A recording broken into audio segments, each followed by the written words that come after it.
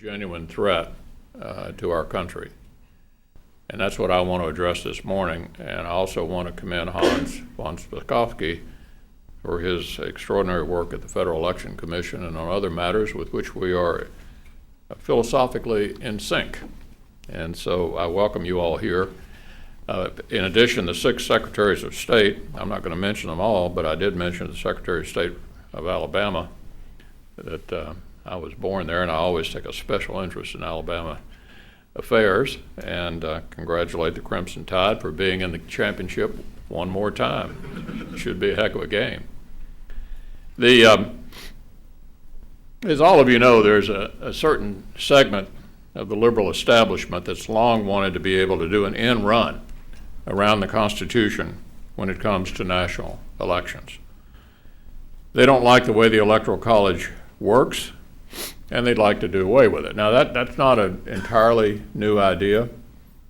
When I was a young staffer here many years ago, there was an effort to change the Constitution to achieve direct popular election. That didn't succeed and would likely not succeed again.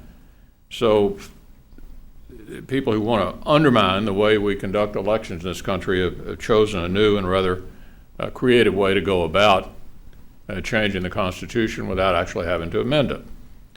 The National Popular Vote movement, unfortunately, is the best shot yet that I've seen over the years in actually achieving the goal of these people.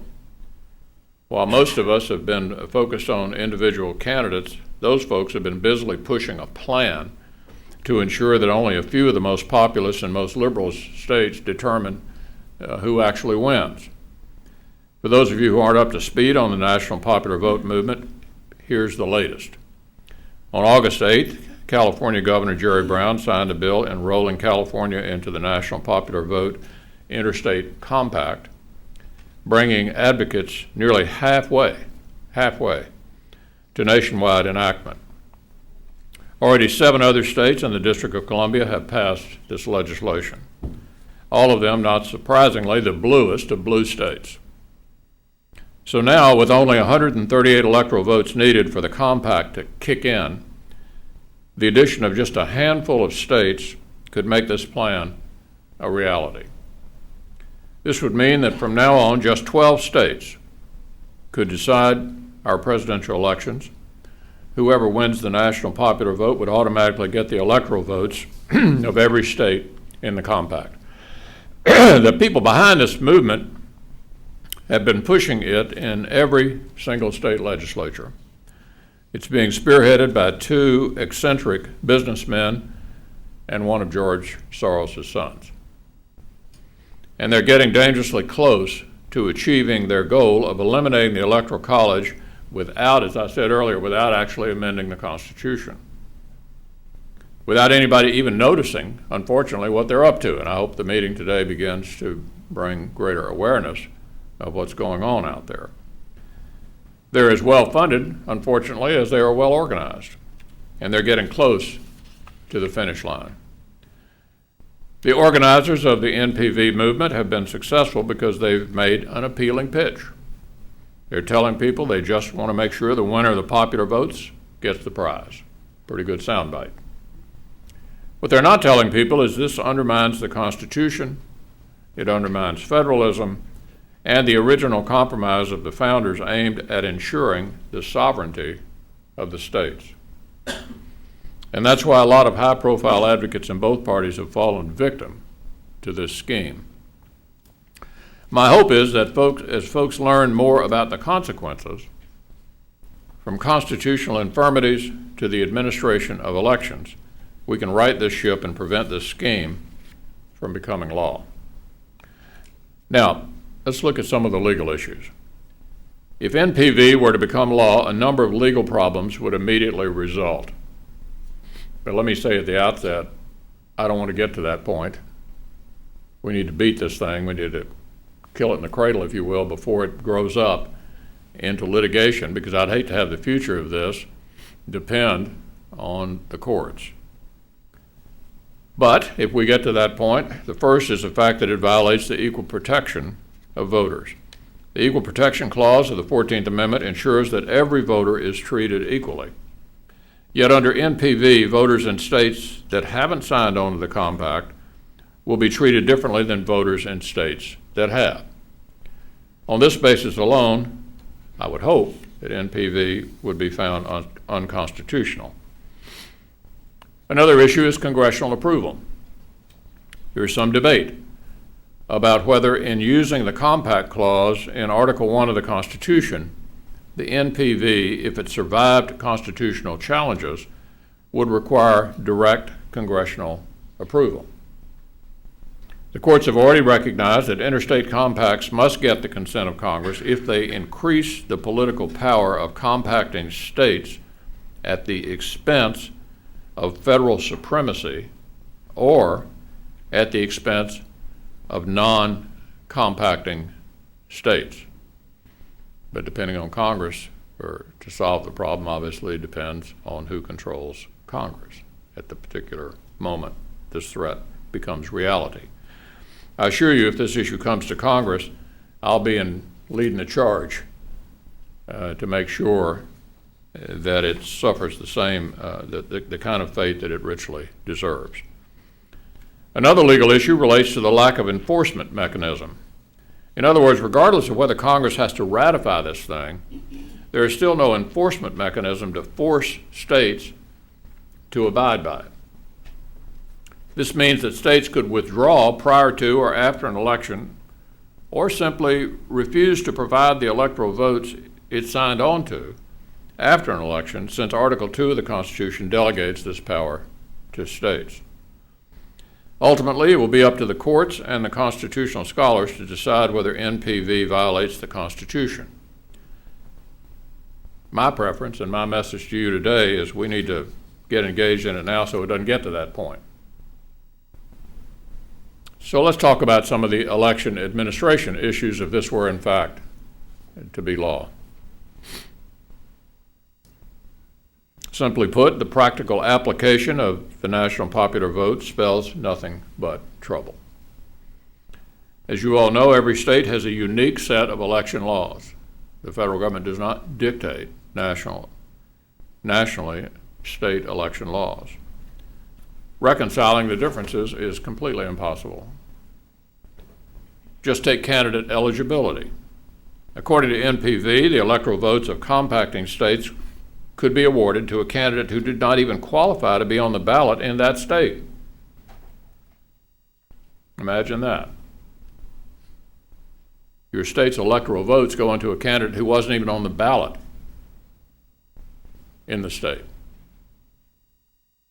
The proponents of NPV want a slate to cast its electors for someone the voters of that state not only didn't vote for, but in the case of not being on the ballot, couldn't vote for. Another example is voter eligibility.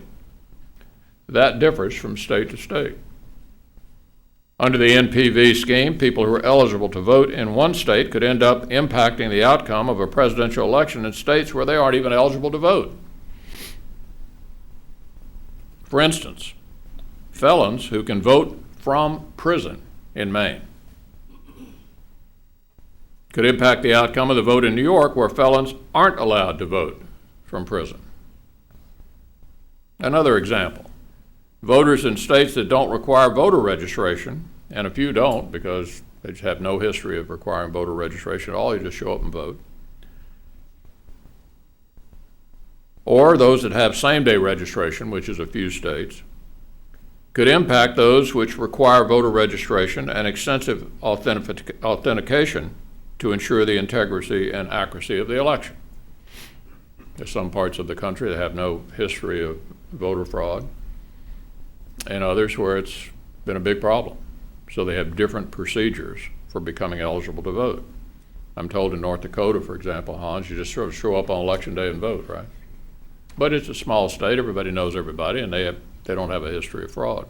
I wouldn't want to try that in eastern Kentucky, or in Chicago, or a few other places we might think of. How do we even begin to reconcile all these differences among the various states?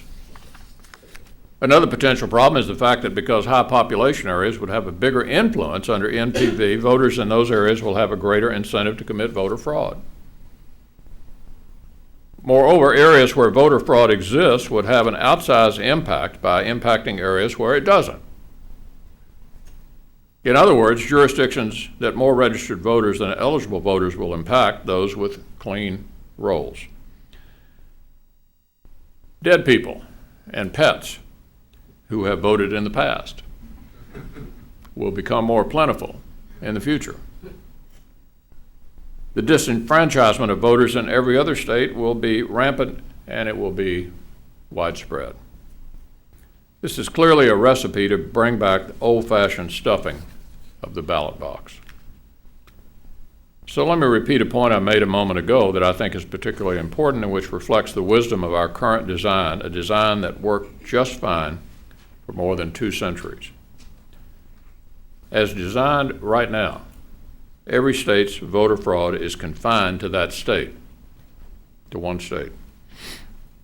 It doesn't seep over into neighboring states that pride themselves on fair and clean elections, and most of our states actually don't have a history of voter fraud.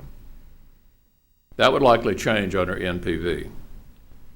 The vote early and vote often systems of vote by mail, early voting, student voting, and duplicate registrations won't just be cordoned off to just a specific state, but in fact bleed over into all the others. This means that once the polls close, we could be looking at Florida 2000 in all 50 states. Let me hesitate on that for a minute. We all remember full well, and even if you're pretty young, you may have some recollection of this, the 2000 election, which went on for 5 weeks as we tried to figure out who won Florida. So imagine the following scenario. You've got a national election within 100,000 votes. That happened in 1968. A national election decided, even in 2000, I think President Bush actually lost the direct popular vote by, a couple of 100,000. So then you've got every precinct in America with the incentive to have a recount.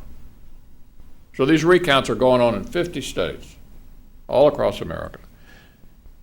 When the national popular vote total is the way the president is chosen, then every vote in America, in every precinct in America, becomes a subject for endless litigation.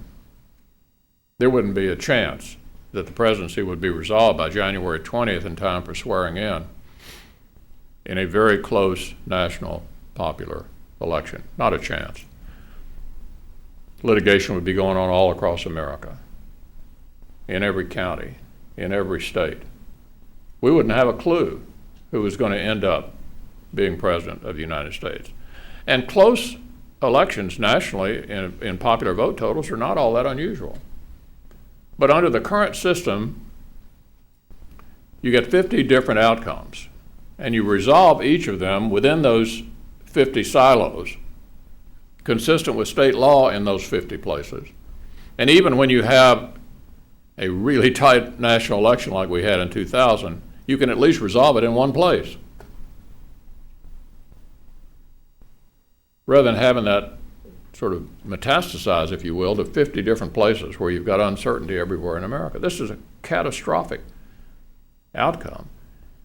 And very close national elections are not unusual. They aren't. We had a close national election in 1968. We had a close national election in 2000. These are not that unusual.